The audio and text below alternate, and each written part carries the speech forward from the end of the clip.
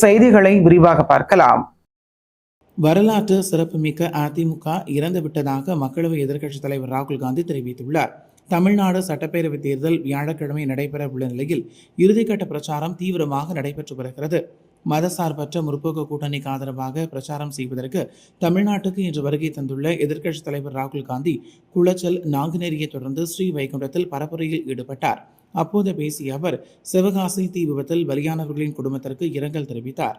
மேலும் இந்த தேர்தல் தத்துவத்துக்கு இடையே தேர்தல் ஒரு புறமும் முதல்வர் ஸ்டாலின் தலைமையிலான அணி மறுபுறம் அதிமுக பாஜக அணி RSS கொள்கை அடிப்படையிலேயே திராவிடத்துக்கு எதிரானது என கூறிய அவர் அதிமுகவுக்கு ஒரு பெரிய வரலாறு உண்டு. அவர்கள் ஒரு காலத்தில் தமிழக மக்களுக்கு சேவைகளை செய்திருக்கிறார்கள் என்பதையும் தமிழர்களை பிரதிபலித்த தலைவர்கள் இருந்தார்கள் என்பதை நான் மறுக்கவில்லை. அந்த அதிமுக தற்போது இறந்துவிட்டது. அவர்கள் வரலாறு மறைந்துவிட்டது. ஊழல் காரணமாக பாஜகவிடம் அதிமுக சரணடைந்து விட்டது என விமர்சித்தார்.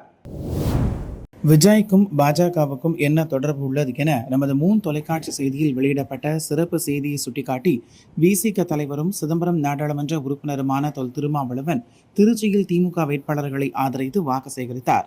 திருச்சி கிழக்கு தொகுதியில் போட்டியிடும் திமுக வேட்பாளர் இனிகோ இருதயராஜை ஆதரித்து விசிக தலைவர் திருமாவளவன் திருச்சி, கீரக்கடை, தாராநல்லூர், முதலியார் சத்திரம் உள்ளிட்ட பகுதிகளில் அவர் பிரச்சாரம் மேற்கொண்டார். அப்போது பேசிய அவர் பாஜகவும் அதிமுகவும் தமிழ்நாட்டில் மட்டுமல்ல இந்திய அளவில் சிறுபான்மை மக்களுக்கு எதிரான கட்சி எனவும் அவர்கள் திட்டமிட்டு நிறுத்தியிருக்கும் நபர்தான் ஜோசப் விஜய் என்றும் ஜோசப் என்பதால் கிறிஸ்தவர்கள், இஸ்லாமியர்கள் வாக்களித்து விடுவார்கள் என பாஜக திட்டமிட்டு அவரை களம் இறக்கியுள்ளது என தெரிவித்தார்.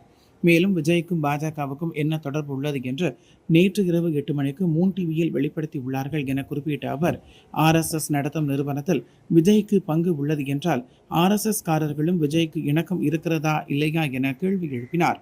கிறிஸ்தவ மக்கள் எல்லாம் அவருக்கு வாக்களித்து விடுவார்கள், முஸ்லிம்களும் வாக்களித்து விடுவார்கள் என்று பிஜேபி திட்டமிட்டு அவரை களமளித்திருக்கிறார்.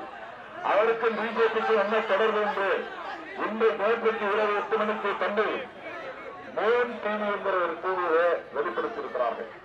பிஜேபி காரர்களும் RSS காரர்களும் நடத்துகிற நிறுவனத்தில் நிறைய முதலீடுகளை போட்டிருப்பவர் இந்த விஜய். RSS காரர்கள் நடத்துகிற வராண்டா கல்வி நிறுவனத்தில் இவருக்கு பங்கு இருக்கிறது. சாலிடர் டிவி என்கிற நிறுவனம் அது காலாவதியான நிறுவனம், அதிலே இவருடைய பங்கு இருக்கிறது. சன் பேப்பர் மில் என்கிற நிறுவனம் சிவந்தி ஆதித்தனார் உருவாக்கிய நிறுவனம், அது செயல்படாத நிறுவனம், அதிலே இவருடைய பங்கு இருக்கிறது. ஜெயா நகர் ப்ராப்பர்ட்டிஸ் என்கிற ஒரு நிறுவனம், அது இயங்காத நிறுவனம், அதிலே இவருடைய பங்கு இருக்கிறது.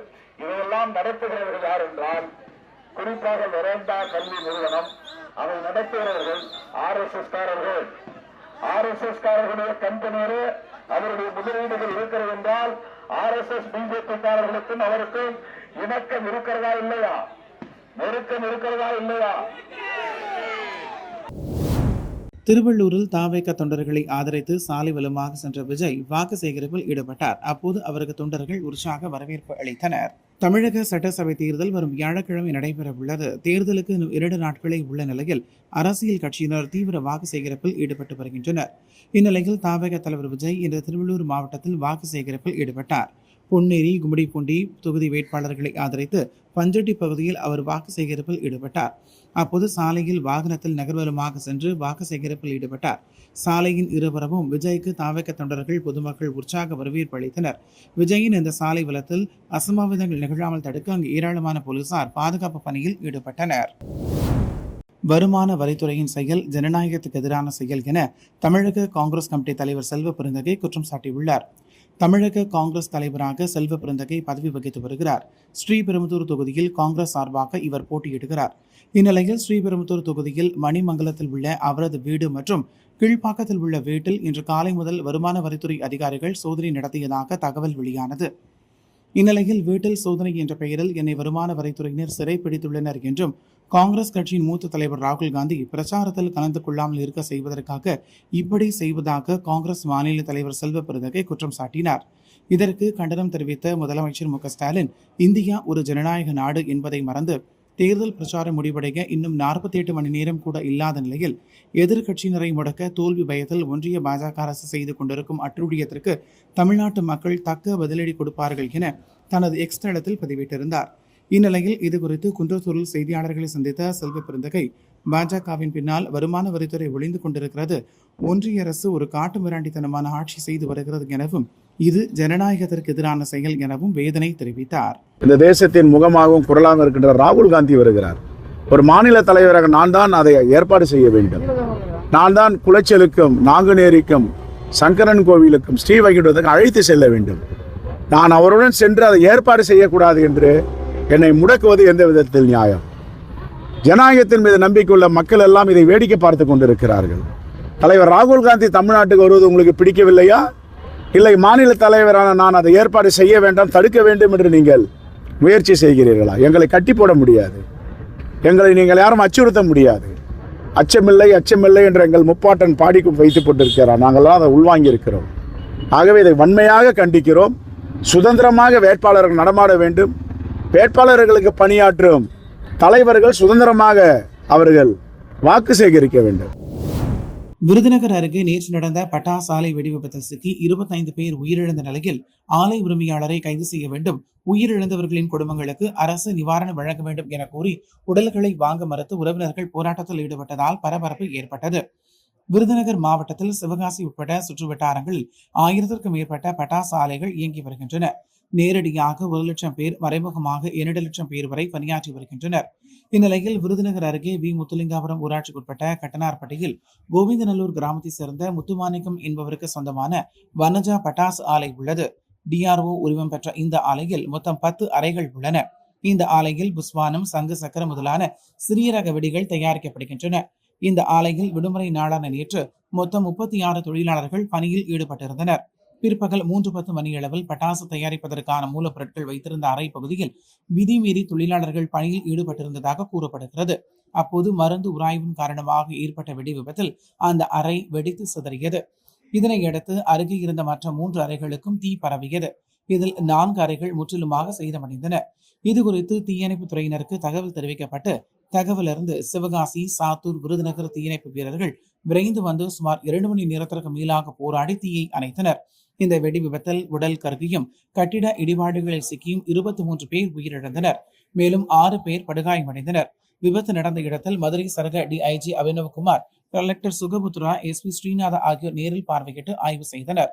அமைச்சர்கள் KKSSR ராமச்சந்திரன், தங்கம் தென்னரசு மற்றும் விருதுநகர் MLA ARR சீனிவாசன், விருதுநகர் தேமுதிக வேட்பாளர் விஜய பிரபாகரன் ஆகியோர் நிகழ்விடத்தை ஆய்வு செய்தனர். மருத்துவமனையில் அனுமதிக்கப்பட்டிருந்தவர்களை அமைச்சர்கள் உள்ளிட்டோர் சந்தித்து ஆறுதல் தெரிவித்தனர். தொடர்ந்து விருதுநகர் பட்டாசு ஆலையில் ஏற்பட்ட வெடி விபத்தின் மீட்பு பணியின் போது திடீரென மூலப்பொருட்கள் வெடித்து சிதறியதால் மீண்டும் வெடி விபத்து ஏற்பட்டது. இதில் தீயணைப்பு துறையினர், போலீசார் உட்பட 8 பேர் காயமடைந்தனர். இந்நிலையில் விருதுநகர் அருகே உள்ள கட்டனார்பட்டியில் உள்ள பட்டாசு ஆலையில் நேற்று நடந்த வெடி விபத்தில் உயிரிழந்தோரின் எண்ணிக்கை 25ஆக அதிகரித்துள்ளது. காயமடைந்த ஆலை தொழிலாளர்கள், தீயணைப்பு படையின் வீரர்கள் மற்றும் காவலர்கள் என 21 பேர் மருத்துவமனையில் சிகிச்சை பெற்று வருகின்றனர். இந்த விபத்து குறித்து 6 பிரிவுகளின் கீழ் போலீசார் வழக்கு பதிவு செய்து விசாரணை நடத்தி வருகின்றனர். இந்நிலையில் தலைமறைவான பட்டாசு ஆலையின் உரிமையாளர் முத்துமாணிக்கம் மற்றும் அவரது மனைவி ஈஸ்வரி ஆகியோரை 4 தனிப்படை அமைத்து போலீசார் வலைவீசி தேடி வருகின்றனர். இந்நிலையில் அதிக வெடிப்பொருட்களை மருந்து கலக்கும் அறையில் கவனக்குறைவாக கலந்ததால் வெடி விபத்து ஏற்பட்டுள்ளதாகவும், விதிகளை மீறி ஒரே நேரத்தில் அதிக வெடிகளை தயாரிக்க முயன்றதாலும் பாதுகாப்பு உபகரணங்கள் முறையாக கொடுக்காமல் அதிக வெடிகளை தயாரிக்க முயற்சித்ததால் விபத்து ஏற்பட்டுள்ளதாக போலீசாரின் முதல் தகவல் அறிக்கையில் தெரிவிக்கப்பட்டுள்ளது. இந்நிலையில் விருதுநகர் பட்டாசு ஆலை வெடி விபத்தில் 17 பெண்கள் உட்பட 25 பேர் உயிரிழந்த நிலையில் 20 உடல்களுக்கு உடற்கூராய்வு நிறைவடைந்துள்ளது. மீதமுள்ள 5 உடல்கள் அடையாளம் காணப்படவில்லை என தெரிவிக்கப்பட்டுள்ளது. இந்நிலையில் இந்த விபத்தில் உயிரிழந்தோருக்கு நிவாரண நிதி வழங்குவதில் தேர்தல் ஆணையம் முடிவெடுக்காமல் உள்ளதால் நிவாரண நிதி வழங்கப்படும் வரை உடல்களை வாங்கப் போவதில்லை எனவும், பட்டாசு ஆலை உரிமையாளர்களை கைது செய்யும் வரை போராட்டம் நடத்துவோம் என உயிரிழந்தோரின் குடும்பத்தினர் அறிவித்துள்ளதால் அங்கு பரபரப்பு ஏற்பட்டுள்ளது. பட்டாசு ஆலை விபத்துகள் தொடர்கதையாகியுள்ள நிலையில் உயிரிழப்புகளை தடுக்க அரசுகள் நடவடிக்கை எடுக்க வேண்டும் என பொதுமக்கள் மற்றும் சமூக ஆர்வலர்கள் கோரிக்கை விடுத்துள்ளனர். பாமக தலைவர் அன்புமணிக்கு வாக்களிக்க வேண்டாம், அவர் தோல்வியை சந்திக்க வேண்டும் என அக்கட்சியின் நிறுவன தலைவர் ராமதாஸ் வெளியிட்டுள்ள வீடியோ பரபரப்பை ஏற்படுத்தியுள்ளது. தமிழக சட்டமன்ற தேர்தல் வருகிற 23ஆம் தேதி நடைபெற உள்ளது. இதற்கான தேர்தல் பிரச்சாரத்தில் அனைத்து கட்சிகளும் தீவிரமாக ஈடுபட்டு வருகின்றனர். பாமக நிறுவனர் ராமதாஸ் மற்றும் அவரது மகன் அன்புமணி இடையே கருத்து வேறுபாடு நீடித்து வரும் நிலையில் இருவரும் தங்களுக்கு தான் கட்சி சொந்தம் என சொல்லி வருகின்றனர். ஆனால் உண்மையான பாமக நாங்கள்தான் என கூறி வந்த அன்புமணி வருகிற தமிழக சட்டமன்ற தேர்தலில் தேசிய ஜனநாயக கூட்டணியில் இணைந்து தேர்தலை சந்திக்கிறார். சசிகலாவுடன் கூட்டணி அமைத்துள்ள ராமதாஸ் உடல்நலக்குறைவு காரணமாக மருத்துவமனையில் உள்ள நிலையில் அவர் தற்பொழுது வீடியோ ஒன்றை வெளியிட்டுள்ளார். அந்த வீடியோவில் தற்போதைய தேர்தலில் போட்டியிடும் அன்புமணி தலைமையிலான அணி மக்கள் சேவைக்காக அன்றி அதிகாரம் கிடைத்தால் அதன் மூலம் பணம் சம்பாதிப்பதையே நோக்கமாக கொண்டுள்ளது. நான் வளர்த்தெடுத்த பிள்ளைகள் இன்று பணத்திற்காக அணி மாறி கொள்கையற்ற துரோக கூட்டத்தில் இணைந்திருப்பது வருத்தமளிக்கிறது எனவும், அதிகாரம் இருந்தால்தான் சேவை செய்ய முடியும் என்பது உண்மை. ஆனால் இவர்கள் அந்த அதிகாரத்தை பணமாக்கும் கலைக்காகவே பயன்படுத்த நினைக்கிறார்கள். மக்களின் குறைகளை நாடாளுமன்றத்திலோ சட்டமன்றத்திலோ எதிரொலிக்க வேண்டும் என்பதை நான் அளித்த பயிற்சி.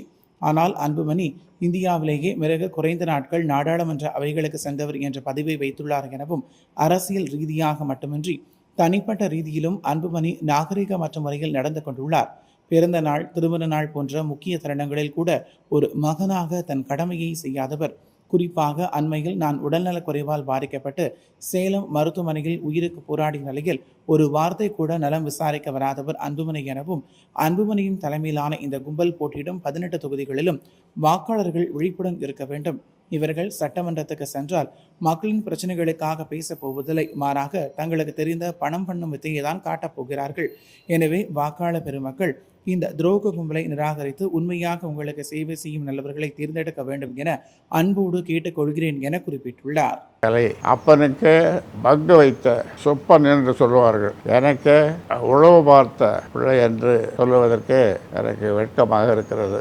அப்பனை போய் என்ன வேவு பார்க்குவது? அப்பனுக்கு ஒரு நோய் வந்தால், பிறந்த நாள், திருமண நாள், இது போன்ற நாட்கள் வரும்போது வாழ்த்து சொல்லுவது பிள்ளைகளுக்கு அழகு. நாம் பெற்ற பிள்ளை என்னுடைய பிறந்த நாள், திருமண நாள், முக்கியமான நாட்களிலே பொங்கல், மற்ற நாட்களிலே முகத்தை காட்டுவதில்லை.